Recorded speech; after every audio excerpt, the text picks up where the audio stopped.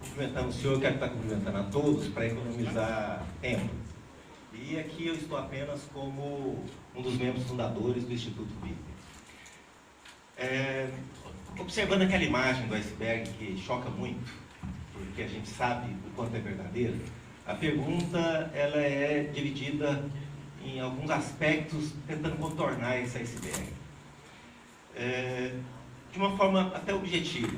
Existe alguma ação ou estudo com perspectiva de avanços sobre a corrupção também, olhada do ponto de vista do judiciário, já que a gente imagina a dificuldade que é chegar e trabalhar essa questão, não apenas do processo jurídico, mas da própria atuação do magistrado.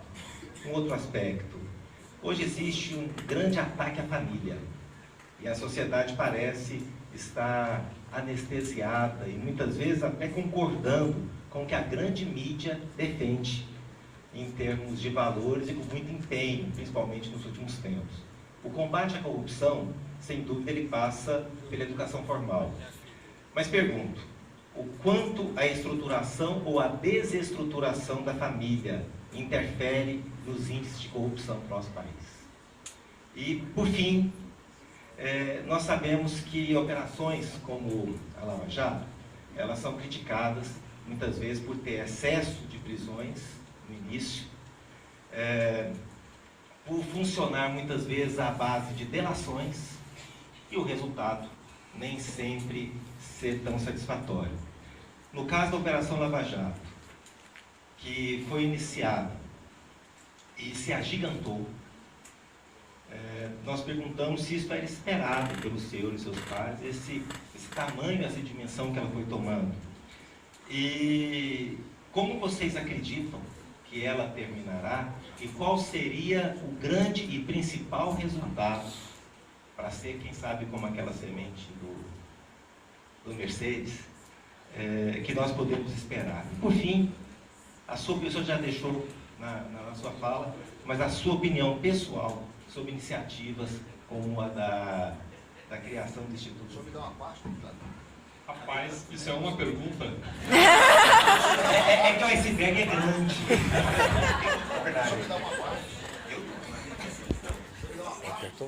Não, eu preciso, mas eu só estou pedindo uma certa objetividade. Procurador, boa noite.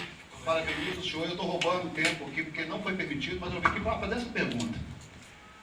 Eu assisti com assombro o chefe da Procuradoria-Geral, o Procurador-Geral da República, numa entrevista, dizer para o Brasil inteiro que conseguiu trazer da Itália um dos condenados do mensalão, isolado. E disse uma coisa que para mim é muito grave, a despeito de concordar com tudo isso que o senhor falou, assinar embaixo, assinar e fazer a campanha nas 10 medidas, quero propor a 11ª nessa pergunta. E ele disse uma coisa gravíssima. Porque se ele falou a mentira, um homem público da estatura dele não pode mentir. E se ele disse a verdade, é pior ainda. Disse ele, né, que o senhor Pizzolato poderia vir para o Brasil, porque ele garantiu para o governo italiano que aqui no Brasil ele teria condições dignas de cumprir pena, e o governo italiano poderia verificar o cumprimento da pena, porque estaria cumprindo pena dignamente. O senhor sabe muito bem que o presídio brasileiro é um chiqueiro. Na grande 99% dos casos. Algumas celinhas foram reformadas para o pessoal do mensalão. E eu pergunto, quando o senhor diz aqui em igualdade, Estado Democrático de Direito, os presos do mensalão, os presos provisórios do petrolão e de qualquer não deveriam estar nas mesmas celas comuns dos presos com 50 celas? E se existirem essas celas, light, especiais, VIPs, em que foi colocado isolado para o cumprimento digno, não deveria ter colocando ali preso deficiente físico, preso idoso, preso que já está há mais tempo no sistema prisional? Porque o que adianta da sua luta e de todos os que combatiam os procuradores para colocar o preso, ainda que por período curto, como disse o seu bonequinho, 1, 2, 3, 4, 5 já sair, mas se ele ficasse 5 dias numa cadeia, com 50 presos, uma cela que cabe 5, o que seria desse preso? Então, por que o Ministério Público está corroborando, cooperando para a discriminação de presos no Brasil? Eu tenho 30 anos de cadeia mexendo com isso. Obrigado. Obrigado. Obrigado. Vou tentar responder tudo, são várias perguntas. Em primeiro lugar, a questão do cercamento do iceberg, da corrupção no judiciário. Eu não conheço nenhum estudo específico sobre corrupção no judiciário, mas uma das nossas propostas toca com essa questão. Nós propomos a transparência absoluta em relação ao processo do judiciário, que exista uma previsão expressa de prazos em que os processos podem tramitar em determinadas instâncias, que cada tribunal seja responsável por cumprir esses prazos, e por sempre que esse prazo é elastecido, que eles não conseguem atingir esses prazos na média, eles próprios têm que propor mudanças na lei como um gatilho de agilidade para que isso passe a ser cumprido. Além disso, nós teremos transparência em relação a quantos processos ficam no gabinete de cada ministro, cada juiz, cada desembargador, o que nos permitirá, inclusive, uma cobrança social, uma fiscalização sobre o desempenho das atividades do Judiciário e do Ministério Público. Isso vale para ambos. A segunda questão, como os valores da família, a deturpação dos valores da família pode afetar a questão da corrupção. Nós não temos dúvida de que grande e pequena corrupção se relacionam, elas estão intrincadas. A corrupção privada que acontece na sociedade abre espaço para a corrupção pública. O que nós propomos para tratar isso são aquelas campanhas de marketing contra a corrupção, pesquisas e programas de escolas e universidades, porque a nossa perspectiva é macro. Nós sabemos que existe uma atuação também formiguinha, feitas por cidadãos, por igrejas, por institutos, que podem atuar na formação moral de indivíduos específicos.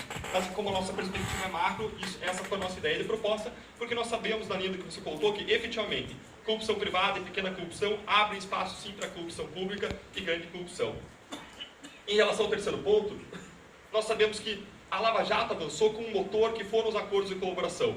Acordos de colaboração jamais são um ponto de chegada de uma investigação, mas são um excelente ponto de partida. Eles nos permitem saber qual é o caminho probatório que nós podemos percorrer para chegar a uma prova. Isso não nos isenta de percorrer esse caminho probatório, e só se nós o percorrermos e alcançarmos provas consistentes, boas para uma acusação criminal, nós ofereceremos uma acusação criminal. Uma colaboração, simplesmente, jamais será suficiente para uma acusação ou para uma condenação, mas é um ponto de partida probatório. Existe um argumento, eu gostaria que levantasse a mão aqui, quem já ouviu esse argumento, de que prisões da Lava Jato foram feitas para alcançar colaborações ou para extrair confissões. Quem já ouviu, levanta a mão, por favor. Bastante gente. É impressionante como esse argumento foi feito e colou, porque ele é absolutamente mentiroso. Basta eu dizer que mais de 70% dos acordos de colaboração foram feitos com réus soltos e que nunca foram presos. O que explicaria, então, essa maioria de acordos, se eles sequer foram presos? Esse é um argumento que é feito dentro de um espaço de guerra de mídia. Nós lidamos com mais de 60 grandes escritórios, com pessoas poderosas do outro lado, que buscam criar um clima de irregularidades para conseguir alcançar espaço em tribunais para fazer suas teses de nulidade e placarem, para derrubar o processo com base em irregularidades formais. Nós temos um ponto que toca a tua pergunta já, uma capa de um jornal que noticiou em determinado momento que os presos da Lava Jato, lá em Curitiba, estavam em condições desumanas. Capa de jornal. Várias comissões foram lá, comissões de direitos humanos, grupos do Ministério Público, da OAB, o juiz auxiliar do ministro STF foi lá e o que ele encontrou? Condições dignas de cadeia para aquelas pessoas. E agora o que nós vemos são pessoas tentando criar um clima de irregularidades para fazer emplacar suas teses. O que eu espero para o final da Lava Jato?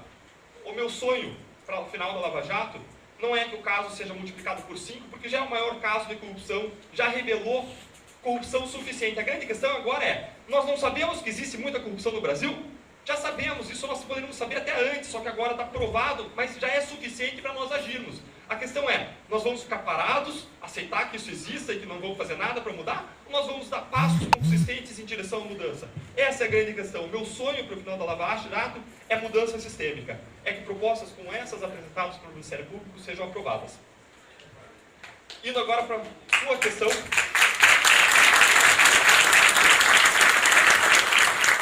Obrigado. Indo agora para a sua questão em relação a presos, essa divergência de tratamento não é republicana, não é boa, não é saudável numa república. As pessoas devem ser tratadas de modo igual, não tenho dúvidas em relação a isso. Agora, o que existe, nós devemos diferenciar a situação da Lava Jato e a situação de presos do Mensalão. Lava Jato são presos provisórios, e presos provisórios que têm o diploma de curso superior, eles têm por lei direito a uma prisão especial e a ficar separados. O risco que você tem de misturar um preso desse com um preso comum é extorsão. E qual que é o passo seguinte? O cara conseguiu emplacar um habeas corpus para ele ser solto, e eu não consegui manter ele preso. Então, estrategicamente e por respeito aos direitos dele legais, ele tem que ficar numa prisão especial antes da condenação definitiva. Agora, em relação aos condenados definitivamente, eu concordo totalmente com você. Preso no mensalão deve estar em prisões comuns. Eles podem até estar numa ala separada para evitar extorsão, evitar uma complicação, mas a cela dele tem que ser igualzinha, a comida dele tem que ser igualzinha, o banho dele tem que ser igualzinho. Se acontece uma distorção, eu creio que aconteceu em relação de tratamento dado por quem comanda prisões, que são os governadores do Estado, o governador do Distrito Federal, e eu vi ações do Ministério Público Estadual, dos promotores do caso, para acabar com essa distorção.